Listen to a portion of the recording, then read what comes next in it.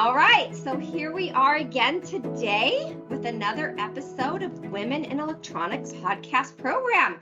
And we are here today with Ken Bradley from Allied, and I'm super excited to have you today. And with that, Ken, I will turn it over to you to introduce your title and what you do at Allied.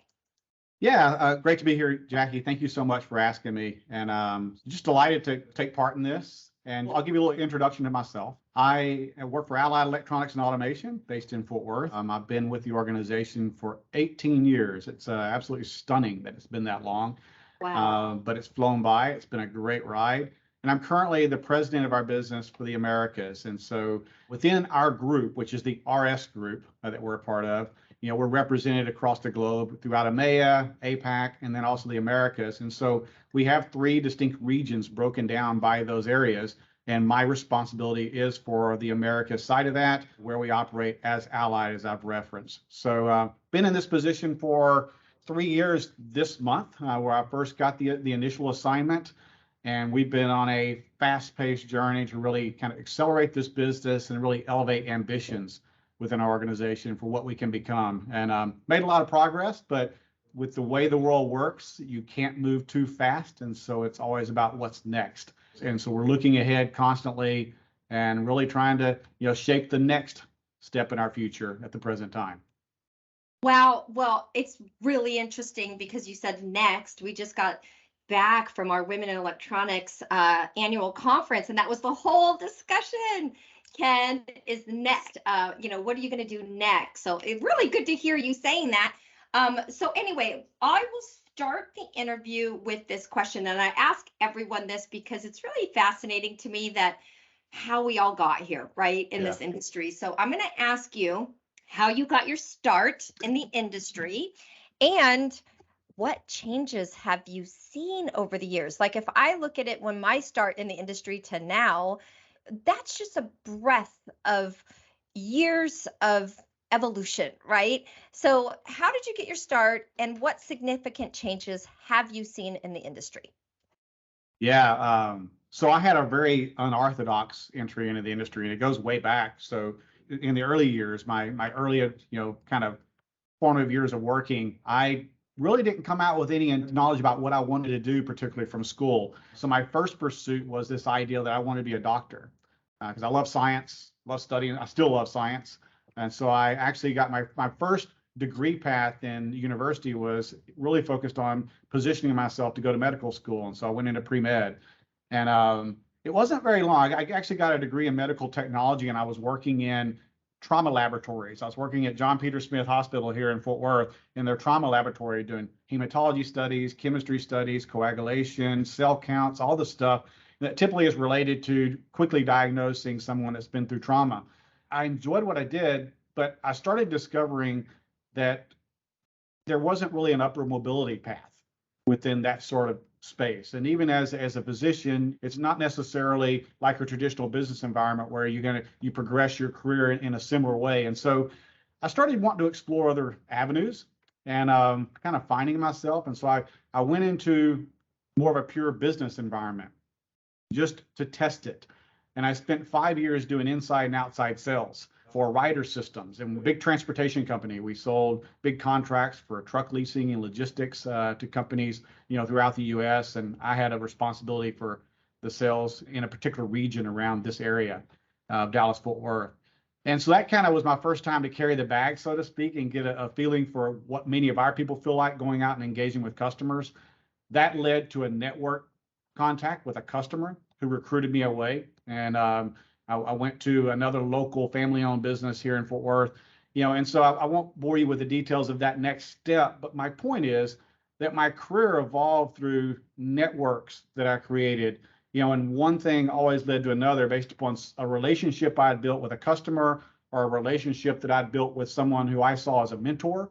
And that progression over several different steps in my career led to someone who was in my network, an early mentor for me, recruiting me over to Allied back in 2004. And I didn't come here into this business feeling like I was clear that I wanted to stay in this particular industry. It was a good opportunity with a good company who, by the way, I'd never heard of prior to being introduced initially. But as I got in, what I found was a business that actually allowed me to experience business across the full spectrum of operations, from the commercial side all the way through to the supply chain. It was a space that I could go and explore what was interesting to me. And we had leadership at the time that actually fostered that as something that they would allow you to do and encourage you to do and open up doors for you to go and have different experiences. Lee Davidson, who was our president at the time here, just threw me at different opportunities and allowed me to find my feet in the industry, to figure it out. And I remember him telling me early on when I got my first leadership role within the organization, he said, "Hey, Ken, one thing to know," he said, "you won't understand this business fully for another couple of years. There's a lot for you to learn." And of course, I'm young at this time. I'm thinking, nah, I got this. But he was so right, because along that journey, and even today, still learning, still progressing, because this business it's not complex in its idea, it's complex in its execution. And there's a lot of different elements to that. And the business has changed dramatically during that time frame from 2004 to where we're at today. And I've just gone on the journey of kind of growing my experience from product to supply chain, experiences in sales and around strategy, spending time in the UK, with working for Lindsay Ruth, our current CEO, and getting that global experience that ultimately led me to the opportunity that I'm in now, which is leading our America's business. So it's been a long road that started with a lack of direction, and through mentorship and network connections and experimentation, I find myself where I'm at. Oh my goodness. That's an amazing story. Okay. I am processing. So you went from pretty much the ER kind of situation, Yeah, trauma, literally. to outside sales. I can say I've never heard that. Ken, that's pretty amazing. And I imagine those skills in seeing the trauma, tending to the trauma helped you now, because it takes a certain individual to handle crisis well. So that, I'm sure, has transferred into what you're doing now.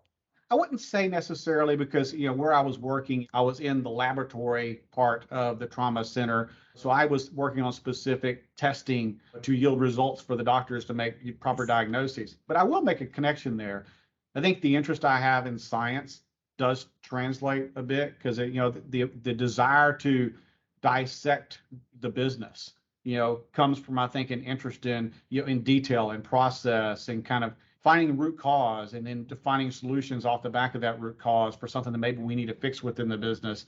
I do like to take a lot of pieces that may appear separate and find a way to fit them together into a way that tells us a good story and allows us to move forward. And so I think that science connection maybe helps me there, but it's definitely the explorer in me that's led me to this point.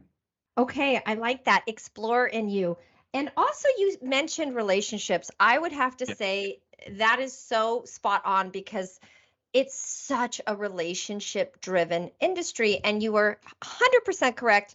It is a very sophisticated channel, and it does take a long time. And I think that here we are now, and we'll get to this in a little bit, but man, our youth coming in, right? They're going to face this as well. It does take about a couple of years, and we need a lot of resources to help them through, because they have so many other options. So we're just hoping that we can get our youth in and keep them for that couple years while they're kind of flailing and going, what is this all about? And how does everybody interact with each other? But once we can get them to sustain and to stay and to endure, they probably will have a very successful long career in the industry. But you're 100% about the networking, relationship building, critical and important. You also mentioned, I just want to circle on this before we get into my next question. Here we are, Women Electronics, we're doing this podcast. When we do a lot of the development with our female leaders, we find that in general, right, it's harder for women to take that step in the unknown. And we find a lot of our male leaders do this very well, where they can see an opportunity and just go for it, even though they don't know everything. They have the confidence in themselves that they'll work it out. So that was such a critical point that you made, that you just kept trying new things. So I think that that's probably what led you to where you are now too, is you took those projects and opportunities. It is, and it really was. projects and opportunities, that description is perfect, because in some cases, when you take my time spent in Allied, in those early years, it really was Lee Davidson and people like Sally Adams and others that were in the organization at the time throwing me at maybe things that other people would run from. I ran too, because I saw it as a chance. There was a bit of me that wanted to prove something. There was the desire to kind of show what I'm capable of and to just learn. So I tend to just thrust myself into those situations, but you have to have an environment where people feel safe making mistakes to do that. And because it wasn't always successful, or sometimes I tripped up initially, but it was about, having leaders that were willing to say, what, your desire and your want to solve the problem, your desire and your want to go and try something new is what I like about you as an individual. I'm going to give you that chance, and you're going to grow off the back of that. And I think we need a lot more of that in our business. And I do worry a little bit we'll take a little bit of a diversion, because you said something earlier that really sticks with me. You mentioned, the youth movement in our business and the need for a youth movement in our business. One of the big dilemmas we have to solve for today in our industry, because it's very different the way people work today. We've got these hybrid working environments happening within our industry, within all industries, where people are spending more time at home and then coming in for specific reasons in our office in particular. And what that's done is it's allowed us to win talent that we probably wouldn't have gotten otherwise. It's allowed us to bring people from other industries into our business that bring different perspectives and ideas, that we may have not have gotten in the past. And it's allowed us to bring in the youth movement. But the dilemma we have to solve for, and I don't have the magic button for it, is how we still allow those people to connect across our business into other functions, to explore. When they're working at home, how do you do that? And I think for us, the problem we've got to solve for as an industry and us as a business is, how do we create the environment where there is something compelling about bringing people together still, but it isn't just about coming in and sitting at a desk. It's coming in for a purpose that allows us then to have them experience that cross-functional touch within the business, so they can find where they might want to go explore next and stretch themselves. I think we have to really be careful about how we solve for that going forward, or this youth movement we're experiencing now in Allied in particular might be something that comes and goes, and we can't afford for it to come and go, because they bring such an asset in terms of energy, new thinking, and just they're the future. So it's something we're embracing, but something we've got to continue to solve for as an industry. Well, I love that you said that. I think with leaders like you, we're going to pave the way, right? I think that there's such an awareness right now. I look back on my initial time in the industry, and it's really interesting. I was actually counting parts, right? I was very hands-on, but I'm so grateful that I had that experience. I had the most grungiest start, right, in the dirt, counting the parts, getting dirty. But I didn't realize then, but the leaders that I was working with were doing me a huge favor, because I got to understand what all those parts did and touch them and feel them.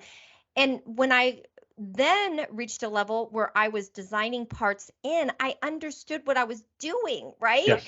And I didn't have a technical background. And this is the key too. We have a lot of sales positions. We have a lot of different types of positions in this industry. And people can do a lot of great things in this industry without having a technical background. You can learn it. Yes. So I don't know, there's so much to this conversation that we could get into, but here's what we're going to do, Ken. I feel like I could have 4 parts with you. So we're going to conclude part 1, and we're going to go into a part 2, and we're going to get to the rest of the things that I wanted to talk to you about, as far as getting to some questions about Allied, but circle back around on some other leadership principles with you. Okay. So thank you for being here, and we will circle back around with you with part 2. Thank you. All right. Thank you.